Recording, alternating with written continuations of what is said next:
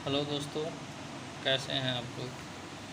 स्वागत है आप लोग का हमारे YouTube channel civil polytechnic classes में। मैं मोहन सर आप लोग का स्वागत करता हूं अपने YouTube channel civil polytechnic classes में। दोस्तों, वीडियो को शुरू करने से पहले यदि आप चैनल पर नए हैं तो हमारे चैनल को लाइक करिए, सब्सक्राइब करिए, दोस्तों को अधिक से शेयर करिए और सब्सक्राइब करके बेल आइकन को दबा दीजिए, जिससे हम कोई भी वीडियो अपलोड करें तो आप तक नोटिफिकेशन सबसे पहले पहुंचे। दोस्तों, कमेंट करके हमें कमेंट सेक्शन में ज़रूर बताएं कि वीडियो आपको कैसा लगा, जिससे हमें एक मोटिवेशन मिलता है और आगे किस तरीके की वीडियो बनाया जाए इस पर भी आप हमें राय दें। तो दोस्तों, आप लोग का इस समय चल रहा है सिविल फोर्थ सेमेस्टर के आरसीसी का सेकंड चैप्टर स्टार्ट हो गया है। फर्स्ट चैप्टर आपका ख़त्म हो गया था, सेकंड चैप्टर आप लोग का स्टार्ट है। तो आज चलिए वीडियो को शुरू करते हैं। आज आप लोग का बताते हैं, इसमें पहला टॉपिक हेडिंग डाल लीजिए आप लोग, इस्पात तथा कंक्रीट में अनुगेय प्रतिबल। अनुगेय प्रतिबल क्या होता है? कल हमने बताया था कि जब कंक्रीट की अभिलाक्षणिक सामर्थ्य में और इस्पात के पराभव सामर्थ्य में जब हम सेफ्टी ऑफ फैक्टर से भाग देते हैं, सुरक्षा गुणांक से भाग देते हैं, तो जो मान प्राप्त होता है वही क्या कहलाता है? अनुगेय प्रतिबल कहलाता है। तो इस तरीके से आप एक टेबल बना लीजिए, जिसमें पहले हम बताएंगे कंक्रीट में कितना अनुगेय प्रतिबल होगा। इसके लिए सीरियल नंबर, पहले क्रम संख्या, फिर कंक्रीट का ग्रेड, फिर इसके बाद FC के यानी इसकी अभिलाक्षणिक सामर्थ्य बोलते हैं इसे, और सिग्मा CV अनुगेय प्रतिबल बोला जाता है। तो अभिलाक्षणिक सामर्थ्य क्या होती है? जब कंक्रीट को यम मतलब मिक्स है, कंक्रीट को 15 सेंटीमीटर घन बना करके उसकी 28 दिन तक तराई की जाती है। 28 दिन तक तराई करने के बाद उसमें जो सामर्थ्य उत्पन्न होता है वही उसकी क्या कहलाती है? अभिलाक्षणिक सामर्थ्य कहलाती है। तो इसमें आपका पहला है M10 के लिए, इसमें FC के यानी अभिलाक्षणिक सामर्थ्य, ये जो आगे संख्या दी जाती है यही आपकी FC के कहलाती है। तो FC के 10 हो गया, और सिग्मा CV इसमें हम 3 से भाग देते हैं, क्योंकि ये आपका वर्किंग स्टेट मेथड के अंतर्गत चल रहा है। तो 3 से भाग देंगे तो आपका यह लिया जाता है 3 MP माने न्यूटन पर mm² भी से कहते हैं। MPa मतलब न्यूटन पर mm² भी हम कहते हैं। अगला आपका M15 है, इसका FC के 15 हो जाएगा, और आपका इसमें 3 से भाग देंगे तो 5 न्यूटन पर mm² ही आ जाएगा। फिर M20 ग्रेड का कर लें तो FC के 20 हो जाएगा, और उसके बाद सिग्मा CV 7 न्यूटन पर mm² हो जाएगा। M25 का लिया जाए तो ये FC के 25 हो जाएगा, और उसके बाद सिग्मा CV 8.5 न्यूटन पर mm² हो जाएगी। अगला आपका है M30 में आप सिग्मा FC के आपका 30 न्यूटन पर mm² या MPa, और आपका सिग्मा CV लिया जाता है 10 न्यूटन पर mm²। तो हमें पूरा ग्रेड नहीं देखना है, आप देख लीजिए 15 ग्रेड को देख लीजिए, और 20 ग्रेड का और 25 ग्रेड का, ये 3 ग्रेड आप केवल ध्यान में रखिए। यही आपके डिप्लोमा कोर्स में इससे सवाल पूछे जाते हैं। तो आगे देखिए इस्पात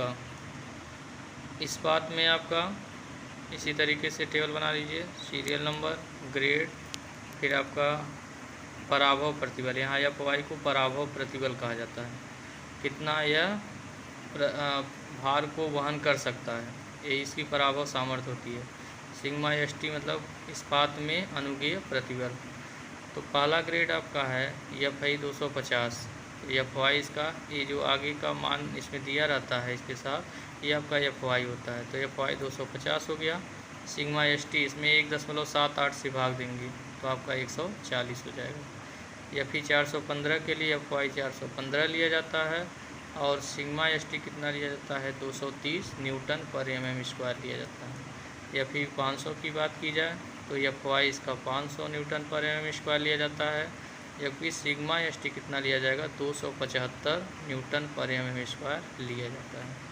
ये आप इस टेबल को बना लीजिए। अगला हेडिंग आप डाल लीजिए आरसीसी धरणों की प्रकार, यानी जो आपकी धरण है कितने प्रकार की होती है आरसीसी धरण। आरसीसी धरण यह 2 प्रकार की होती है। आरसीसी धरण आपकी 2 प्रकार की होती है। पहला हेडिंग डाल लीजिए एकल प्रबलित कंक्रीट धरण। ये क्या होता है? Singly reinforced beam.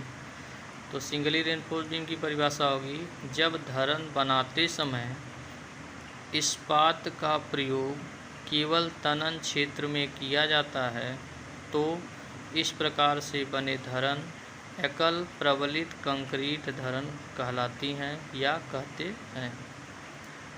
यानी जब इस धरण को बनाया जाए तो केवल इसके टेंशन क्षेत्र में यानी तनन क्षेत्र में इस्पात का प्रयोग किया जाए तो ये आपका एकल प्रबलित कंक्रीट धरण कहलाती है। चित्र आप देख लीजिए, यहाँ एक बनाया गया है, यहाँ से यहाँ तक इसकी कुल गहराई, इसे यहाँ से यहाँ तक इसको धरण की चौड़ाई B कहेंगे और प्रभावी गहराई इस्पात के गुरुत्व केंद्र से ऊपरी सिरे तक की गहराई आपकी स्मॉल d हो गई प्रभावी गहराई।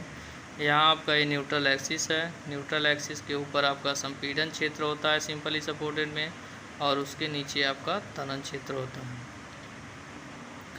तो इसको आप फिगर को बना लीजिए। आइए आगे चलते हैं। दूसरा प्रकार हेडिंग डालिए दोहरे प्रबलित कंक्रीट धरण।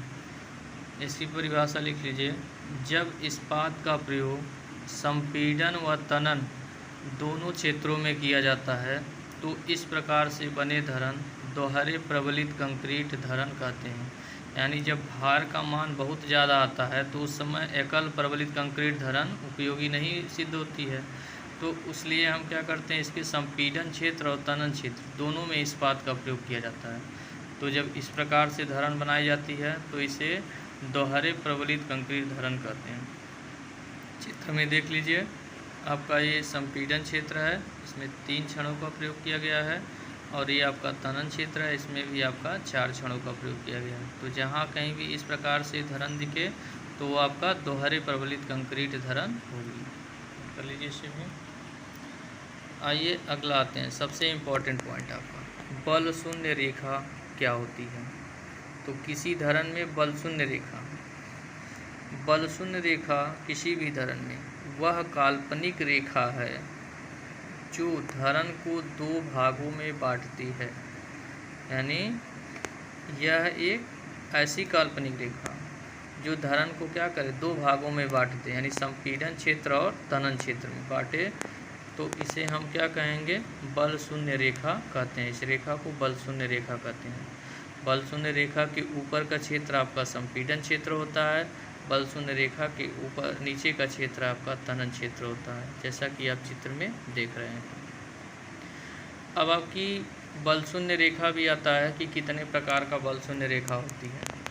तो बल शून्य रेखा आपकी ये 2 प्रकार की होती है। बल शून्य रेखा आपकी 2 प्रकार की होती है। पहला इसमें क्या आता है क्रांतिक बल शून्य रेखा, इसका इंग्लिश होता है क्रिटिकल न्यूट्रल एक्सिस। क्रांतिक बल शून्य रेखा, इसे शॉर्ट फॉर्म में क्या कहते हैं CNA, क्रिटिकल न्यूट्रल एक्सिस बोला जाता है इसे। दूसरा आपका क्या होता है वास्तविक बल शून्य रेखा, इसको शॉर्ट में क्या कहते हैं इसका ANA, actual neutral axis ANA। तो 2 प्रकार की बल शून्य रेखा आपको मालूम हुआ, पहला आपका क्रांतिक बल शून्य रेखा, दूसरा आपका क्या मालूम हुआ वास्तविक बल शून्य रेखा। अब इसके बारे में हम कल पढ़ेंगे विस्तार से, क्रांतिक बल शून्य रेखा, वास्तविक बल शून्य रेखा, और क्रांतिक बल शून्य रेखा का वास्तविक बल शून्य रेखा का सूत्र क्या होता है इसके बारे में हम कल पढ़ेंगे। तो कल आपका इस पे वीडियो अपलोड हो जाएगा। तो आज के लिए दोस्तों बस इतना ही। फिर से एक बार लास्ट में आपसे कहना चाहता हूँ कि इस वीडियो को आप अधिक से अधिक शेयर करिए और वीडियो अगर अच्छा लगे तो कमेंट सेक्शन में कमेंट करके ज़रूर बताएं, और वीडियो से संबंधित कोई राय आपको देनी हो तो कमेंट सेक्शन में राय दें अपनी। और वीडियो को लाइक करें, दोस्तों को अधिक से अधिक शेयर करें। चैनल पे नए हो तो सब्सक्राइब करिए और अपने दोस्तों से भी सब्सक्राइब करवाइए। और दोस्तों बार बार मैं कह रहा हूँ कि आप लोग वीडियो को स्किप मत करें। वीडियो चूँकि बहुत बड़ी नहीं हम बनाते हैं, छोटी छोटी वीडियो बनाया जाता है, तो आप स्किप मत किया करिए। वीडियो को शुरू से अंत तक देखिए ताकि इसका आप अच्छे ढंग से नोट बना सकें। और यकीन करिए दोस्तों, आपको एग्ज़ाम में इससे बाहर कुछ भी नहीं मिलेगा। तो आज के लिए बस इतना ही। धन्यवाद।